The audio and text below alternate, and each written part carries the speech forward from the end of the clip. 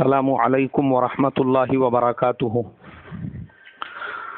میرے محترم بھائیوں، بزرگوں، دوستوں، یہ ہمارا اصلاح معاشرہ کا 104واں سبق ہے۔ محترم بزرگوں، اللہ تبارک و تعالی اپنے بندوں پر بہت زیادہ رحیم ہے، کریم ہے، شفیق ہے۔ اس لیے بندہ جب بھی کوئی گناہ کرتا ہے، اللہ تبارک و تعالی بندے کو ڈھیل دیتے رہتے ہیں۔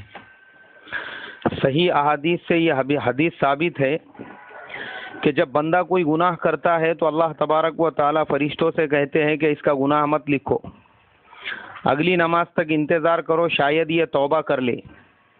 اور وہ بندہ جب نماز کے لیے جاتا ہے اور دعائے معصورہ میں پڑھتا ہے، اللہم انی ظلمت نفسی، اے اللہ میں نے اپنے آپ پر بہت زیادہ ظلم کیا، اور بے شک آپ کے علاوہ میرے گناہوں کو کوئی بخشنے والا نہیں ہے، تو آپ میرے گناہوں کو معاف کر دیجئے، بے شک آپ رحیم ہیں، کریم ہیں، گناہوں کو بخشنے والے ہیں۔ تو وہ گناہ جو نہیں لکھا گیا تھا وہ ویسا ہی رہتا ہے، وہ لکھا نہیں جاتا ہے، اللہ تبارک و تعالی اس کو معاف فرما دیتے ہیں۔ لیکن بندہ نماز کے لیے نہیں جاتا یا توبہ نہیں کرتا، اس کے بعد میں وہ گناہ اتنا ہی لکھا جاتا ہے جتنا کہ بندے نے کیا تھا، اور پھر بھی اللہ تبارک و تعالی انتظار کرتے رہتے ہیں کہ شاید میرا بندہ توبہ کر لے تو میں اس کے گناہوں کو معاف کر دوں گا۔ یہاں تک کہ وہ بندہ اگر مرنے سے پہلے بھی توبہ کر کے اللہ سے معافی طلب کرتا ہے تو اللہ تبارک و تعالی اس کے وہ تمام گناہوں کو معاف کر دیتے ہیں جو چاہے سمندر کے جھاگوں کے برابر کیوں نہ ہو۔ لیکن بندہ توبہ نہیں کرتا، بس گناہ پہ گناہ کرتے رہتا ہے، تو پھر حدیث کی کتابوں میں ملتا ہے کہ اس کے دل کے اندر ایک گناہ کرنے پر ایک کالا دھبا آ جاتا ہے، دوسرے گناہ پہ دوسرا دھبا آ جاتا ہے، ہوتے ہوتے ایک وقت ایسا آتا ہے کہ وہ پورا دل جو ہے گناہوں کی نحوست کی وجہ سے کالا ہو جاتا ہے، پھر اس دل کے اندر خیر کی کوئی چیز باقی نہیں ہوتی، وہ مردہ دل ہو جاتا ہے، اس کے اوپر کسی چیز کا اثر نہیں ہوتا۔ اور جب مردہ دل ہو جاتا ہے تو پہلے آدمی صغیرہ گناہ کرتا ہے، پھر کبیرہ گناہ کرتا ہے، پھر بڑے بڑے گناہ کو وہ ایسا سمجھتا ہے جیسے کہ اس کے بدن پہ کوئی مکھی بیٹھی تھی اور وہ اڑ گئی، یہاں تک کہ پھر شرک کو بھی گناہ نہیں سمجھتا۔ اور جب وہ ایسے گناہوں میں مبتلا ہوتا ہے نا تو پھر اللہ کا عذاب دنیا میں بھی آتا ہے اور آخرت میں بھی آتا ہے۔ دنیا کا عذاب تو یہ ہوتا ہے اللہ تبارک و تعالی اس کے دل کو مردہ کر دیتے ہیں، اس کے دل کے سکون کو، چین کو، اطمینان کو چھین لیتے ہیں، اس کے چہرے کے نور کو چھین لیتے ہیں، اللہ اس کے اطمینان کو ختم کر دیتے ہیں۔ ایسا آدمی 24 گھنٹے بے چین رہتا ہے، بھلے ہی پیسوں کے ڈھیر اس کے پاس میں لگے ہوئے ہوں، لیکن گناہوں کی نحوست کی وجہ سے اس کی زندگی کا اطمینان ختم ہو چکا ہوتا ہے، اور پھر اللہ تبارک و تعالی اس کو تھوڑے تھوڑے جھٹکے جو ہے وہ دیتے رہتے ہیں۔ اور آخرت کا جو عذاب ہے وہ تو اپنی جگہ پر اٹل ہے۔ میں یہ تمام باتیں جو آپ کو بتا رہا ہوں اس حدیث کی روشنی میں، وہ خاص اس لیے بتا رہا ہوں کیونکہ کل ہم نے نیا سال منانے کے اوپر تفصیل سے بات کی تھی کہ ہمارے شریعت میں اس کی کوئی گنجائش نہیں ہے، اللہ کو ناراض کریں گے، اللہ کی طرف سے پھر اللہ کا عذاب بھی آئے گا۔ اور آج میں صبح میں جب اٹھا تب مجھے پتا چلا کہ دبئی کے اندر رات میں نیا سال مناتے وقت میں ایک 63 منزلہ جو ہوٹل تھی وہ جل کر خاک ہو گئی۔ میں سوچنے لگا کہ دبئی میں ایسا کیوں ہوا، تو میں نے غور و فکر کرنے کے بعد یہ سمجھ میں آیا کہ اس زمین پر گناہوں کا بوجھ اتنا زیادہ بڑھ چکا ہے کہ وہاں کے رہنے والوں نے دبئی کو بینکاک اور پٹایا سے پیچھے نہیں رہنے دیا۔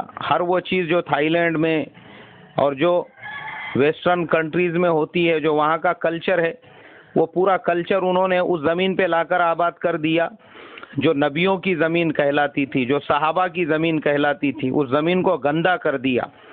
پھر بھی اللہ کا آج تک وہاں پہ عذاب نہیں آیا، لیکن چند مہینوں پہلے اس لیے کہ گناہ جب آدمی کثرت سے کرتا ہے تو دل مردہ ہو جاتا ہے، تو وہاں کے جو بڑے بڑے پرنسس ہے، جو وہاں کے راجا ہے، مہاراجا ہے، ان لوگوں کے دل اتنے مردہ ہو چکے ہیں کہ اب انہوں نے چند مہینے پہلے ایک بت خانہ بنانے کے لیے، ایک مندر بنانے کے لیے وہاں پر زمین الاٹ کر دی.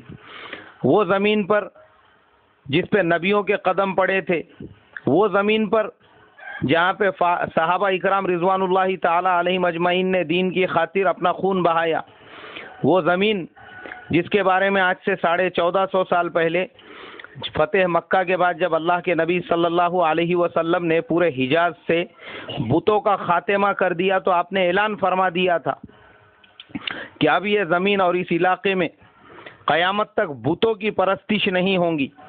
اسی لیے سعودی عرب وغیرہ کے اندر بت کی پرستش پر منائی ہے. وہاں پہ اگر آپ کام کر رہے ہیں تو بھی آپ، کوئی وہاں پہ کام کر رہا ہے تو بھی وہ بت کی پرستش نہیں کر سکتا. انہوں نے وہاں پہ پابندی اس لیے لگائی ہے، ہمارے پیارے نبی صلی اللہ علیہ وسلم کا حکم ہے. اور اگر یہ لوگ اسی زمین پر اللہ کے غیر کا اور وہ بت کا، وہ لات و عزا، لات و حبل، جن کو حضور نے 1400 سال پہلے پاک کر دیا تھا، دوبارہ اگر یہ آباد کریں گے تو اللہ کیسے برداشت کریں گا؟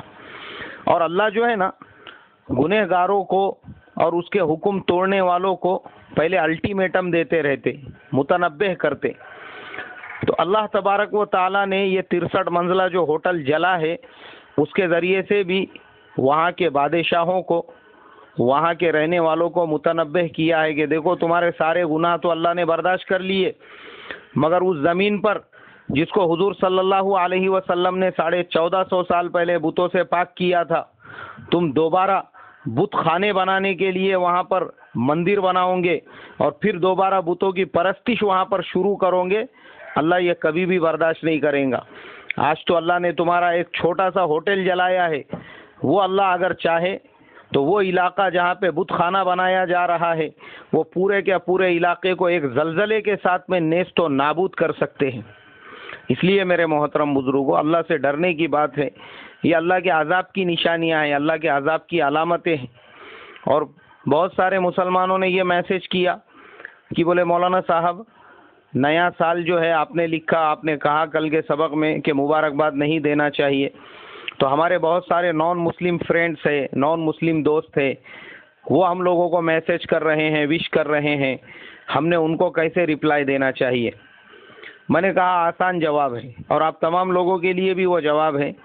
ہر وہ نو مسلم فرینڈ ہمارا جو ہم کو نئے سال کے لیے وش کرے، ہم اس کو آسان سا اور سمپل سا رپلائی یہ دے کہ بھائی یہ بتا یہ نیا سال تیرا کہاں سے ہے؟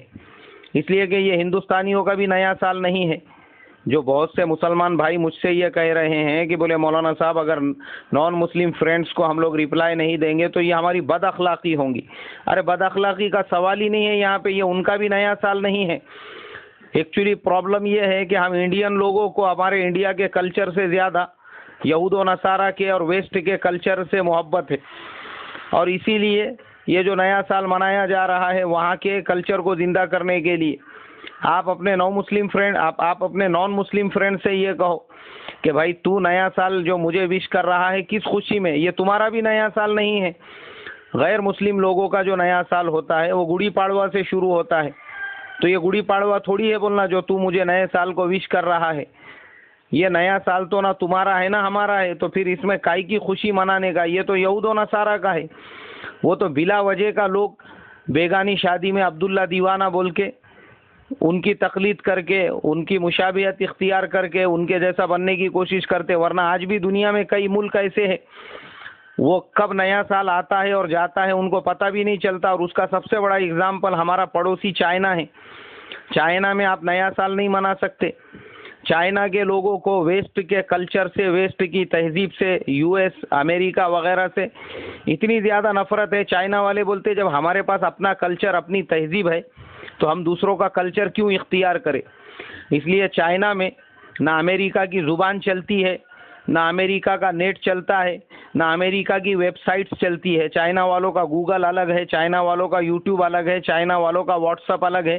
یہ سب چیزیں چائنا میں نہیں ہے. کیوں؟ اس لیے کہ ہمارا کلچر ہی نہیں ہے. ہم کیوں دوسروں کے کلچر کو اختیار کریں؟ تو یہی جواب ہم ہمارے ہندوستانی بھائیوں کو دے سکتے ہیں کہ ہمارے کلچر میں کہاں ہے. تو اس لیے میرے محترم بزرگوں، اس میں کوئی بد اخلاقی نہیں ہے. کوئی آپ جو ہے کسی پہ ظلم نہیں کر رہے ہیں، کوئی کسی کو برا بھلا نہیں بول رہے ہیں، کوئی آپ نے جو وش کرنے کا مسئلہ ہے یہ کوئی نیا سال ان کا بھی نہیں ہے ہمارا بھی نہیں ہے، تو اس کے لیے اس کا آسان اور سمپل جواب یہ ہے۔ اور دوسری چیز، آج جمعہ کا مبارک دن ہے، کثرت سے چلتے پھرتے اٹھتے بیٹھتے ہم درود شریف پڑھے اور سورہ کہف کی تلاوت کرے، بے شمار فائدے ہیں۔ اللہ کے نبی صلی اللہ علیہ وسلم نے فرمایا سورہ کہف پڑھنے سے دجال کے فتنے سے حفاظت ہوں گی، قبر کے عذاب سے حفاظت ہوں گی، اور پھر ایک نور پڑھنے والے کے سر کے اوپر رہیں گا جو آسمان سے اترنے والی آفتوں بلاؤں مصیبتوں کو اگلے جمعہ تک کے لیے اس کو محفوظ رکھیں گا۔ پھر وہ اگلے جمعہ کو سورہ کہف پڑھیں گا، پھر وہ اسی طریقے سے اس کے سر پہ رہیں گا۔ تو سورہ کہف کا خصوصی ہم اہتمام کریں۔ اللہ مجھے آپ کو عمل کی توفیق عطا فرمائے۔ السلام علیکم ورحمۃ اللہ وبرکاتہ۔